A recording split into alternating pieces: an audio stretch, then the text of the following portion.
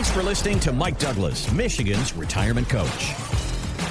Should you take from your 401k to buy a house? Is what we're going to discuss here. There go the hands up on the face. I think we've already got our opinions from Michigan's retirement coach, certified financial planner, Mike Douglas. I'm Heather Branch here with Mike to ask him questions like this that we see or hear about, things people are suggesting, maybe things your neighbors, your friends, your family are in fact doing and you're wondering about it. As always, we appreciate you listening in or watching the podcast. If you've got maybe questions that you want answered, write in the comments. Interesting. What about this question? We're always here for not all open conversations. It is the internet. Let me backpedal a little bit on what I'm saying. Yeah. Be careful. Right. MichigansRetirementCoach.com is our website and where you can go to start the connection, the conversation with Mike and his team. We've also got links posted in the show notes.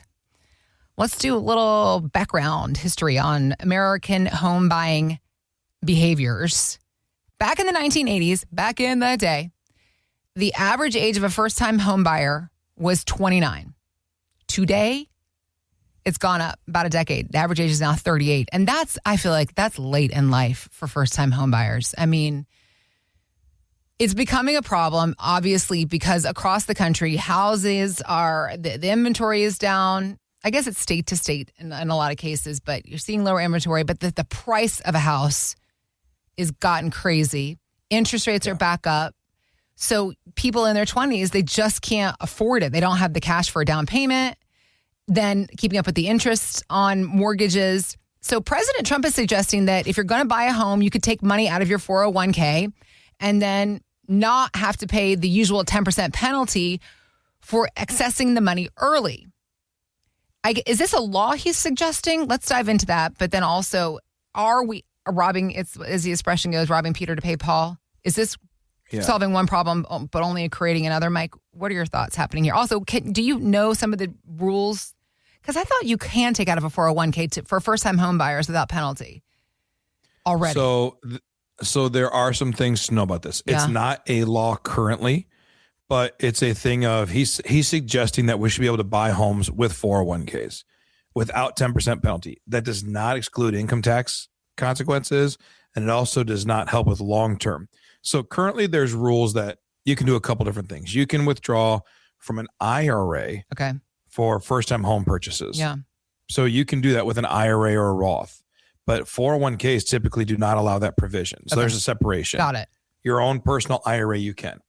And a 401k, your company plan, your employer-sponsored plan, there are no provisions currently for it. Mm-hmm. You can get a loan from your 401k, but most of the time those have a cap of about $50,000.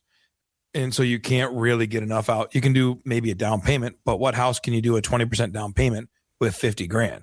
Not many. So I think there's a lot that goes into this. There's a wide range of issues as to why it's hard for people to buy homes right now. First off, we covered it, but the cost of homes has gone way, way high. The other one is an interesting but under-discussed topic. So the average home in 1980 was about 1,400 square feet.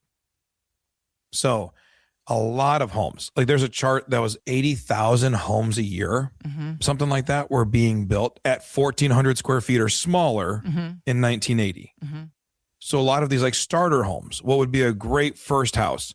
Our first house was 1,100 square foot. Our first one that we bought, 1,100 square foot, one-story little ranch with an unfinished basement, right? Yeah. That was our first home. Yeah. We bought it after the financial crisis, and it was $72,000. Nice. And we bought it in 2009. Yeah. Great timing. Yeah. That same house, and we did some improvements to it, paint, carpet, no additions, right? But like paint and carpet and spruced it up and made it nicer.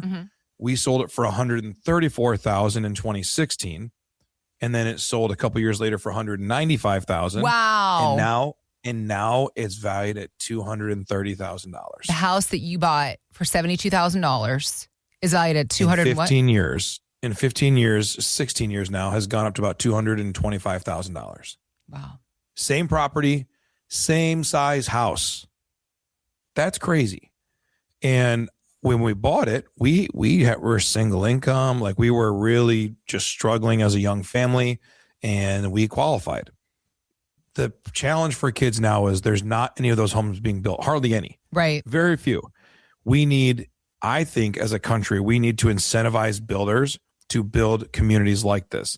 That way a kid coming out of college can get a home for cheap. It's kind of like cars right now. They You don't also need can't a get 5-bedroom. car. A lot of people in their 20s don't need a 5-bedroom house.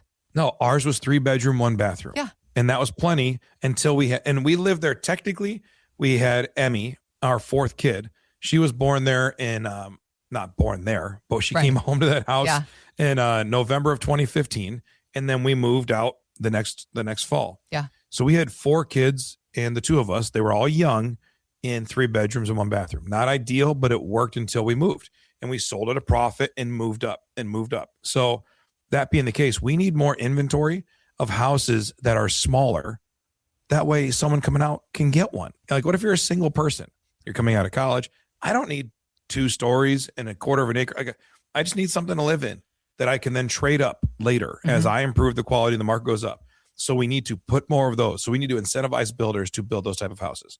Number 2, a big change that President Trump recently talked about is making it so they're putting a moratorium on corporations buying houses. Yeah. That's another problem. That's another problem. You've had a lot of companies, big money coming in and buying up all the local houses and then flipping them and renting them and turning them to cash flow properties. That stinks for people. That's garbage because now people can't buy them.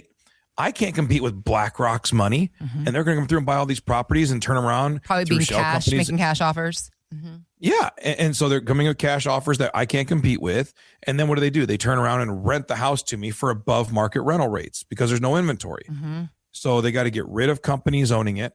Back to kind of our topic. So those are 2 things. Yeah. I think we've already done the one and we got to do the other. We got to encourage people to build smaller houses. That being said, as interest rates come down over the next year, we don't want to see, because there's the same inventory at a cheaper money rate, that prices keep going up. We need to build houses that are appropriate and get the businesses out of it.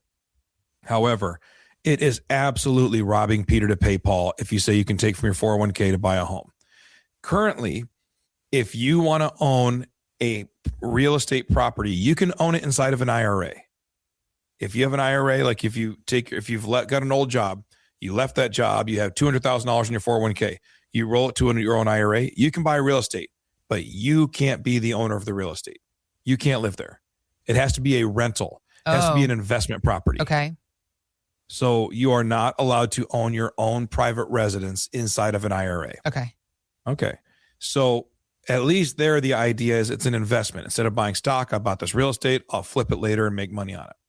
To take money from your 401k to buy a house, if we look at over the last 100 years, real estate has gone up by about 5% per year. The stock market's gone up by 10% per year.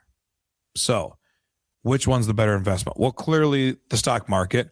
However, I need somewhere to live. So if you take out $100,000 out of your 401k to do a down payment on a house that's your 20% on a $500,000 house, now I have a home, but I've also just radically derailed a big chunk of my retirement plan. Also, you have to pay taxes on the $100,000. So it's going to cost you like $130,000 to pay the down payment of $100,000 on a $500,000 house. There's a problem with that as well. So the benefit is access to capital. The downside is that we are risking the future. For young people, Social Security is not promised. It's promised, Right. but let's not trust But to it. what Like level, I'm yeah. 42. I don't trust it. I think that we have to build our own retirement as younger people in the crowd, and as older people that we deal with in our retirement community that we service, they struggle with it because in 8 years, the Social Security Trust Fund is supposed to go upside down, and they're being told, even as senior citizens, that they're going to take a 23% pay cut in 8 years. Okay, how do they deal with that? How do young people deal with it? Young people shouldn't even count on Social Security. Build a retirement that is protected from that. So if you take a chunk of money out, it's not even just the chunk of money you take out, but it's what that $100,000 is going to do for you over the next 20 years, 30 years. So we got to find a better solution. There's tax implications. It's really risky to build a precedent of taking from your retirement to do something temporal or immediate. Sometimes you have to do it. Sometimes you have to cover emergency medical bills or things, and we got to do what we got to do. However, I'd rather see it be used through expanded loan opportunity versus taking it out. So I'd rather they say you can take a greater loan from your 401k if it's for a home. Because the benefit then is you take money out and you're putting it back into your 401k at a fixed rate of 6% or, prime plus 1 or whatever the number is. Yeah. So I'd rather it go the route of a down payment on a home can be covered through a loan. You submit the paperwork, and now rather than $50,000 cap, you can take out whatever is needed up to the number and then say as long as it's not more than 30% of your 401k. So there's going to be some rules to it, but create a system that you put back in. Because if you take it out right now for a down payment on a house, you're not putting it you back can't in. put that money back in. So instead, create the loan where you can pay it back over time. It's earning interest, and it at least still doesn't derail your retirement. It's not what it could have been, but it's better than just letting you take it out. We got to do something, though. The affordability crisis is real. Mm-hmm. And there's two sides to it, right? Do you deserve a perfectly manicured, perfect house right out of college that is Instagram ready? Right. Probably not. No. Right. So ours, we got it. It had been foreclosed on for 2.5 years. It had flooding in the basement. It had awful walls, awful carpet, awful everything. And we didn't have money to pay someone to fix it. So what did we do? Got some paint rollers and got to work. And we kept the crappy carpet until we could afford to fix it. But over time, we took so much pride in that home that we turned a house into a home. Yep. And it was where our kids came home to. It was a beautiful thing. And selling it was difficult for us as a family because we just loved that house so much. Yeah. Until we moved into a bigger, better house. And we're like, forget that place. This is awesome. Everybody take from your 401k and move. Yeah. And so we did that. And then we went to the new house and we loved it. And the kids grew. But then because we were able to take the proceeds of one and buy another, we're able to roll it forward. But own at an appropriate size and rate. So I think we need to maybe temper expectations a little bit for a first home and not try to do it for Instagram, but instead do it more for just my family and what we need. And then just build equity. In the same way, your first deposit, your 401k is not $1 million. Mm-hmm. You got to put in $100 and eventually it'll get to $1 million. Same way you get a home, start building. There needs to be adjustments. There needs to be provisions made. Kids are having a harder time as soon as we gave away government-backed student loans, the cost of college tuition has skyrocketed. Mm-hmm. So my mom paid for nursing school by waiting tables, right? Because she could pay cash for college, waiting tables and do it. Kids can't do that anymore. No, you have to have a full-time job to pay for student loans now. Yeah. And even then, you can't pay cash for it for a $30,000 a year. What kid can earn and go to school full-time? Right. So kids are kind of hosed going into college if they should go to college. And then coming out of college, you're straddled in $120,000 of debt, and the houses are all $300,000 or more, and you're making $50,000. What are you supposed to do? Trade school. So, trade school, or don't go to college unless you know that you need to go to college. Yeah. There's a lot to be said for a lot of those things. That's a whole nother podcast. Correct, and that's what we're dealing with. As my son's 15. Yeah. Should you go to college right out? Should you figure it out? Should you do some online for cheaper? There's a lot of options, but as a people, I would love to see the government. I'm not a big fan of government overregulation, but incentivize builders to build small houses and then give loans. There's veterans loans. I'm glad we have veterans loans. There used to be the first time buyer credit. Yeah. If we could incentivize builders to build small houses and then give a first time home buyer a lower interest rate so they can get that house and don't allow corporations to buy it. Now they can get their foot in the door physically and, metaphorically, but they can get their foot in the door of real estate and start building something worth having. So there's a lot that has to be done. So I'm glad that President Trump is talking about it.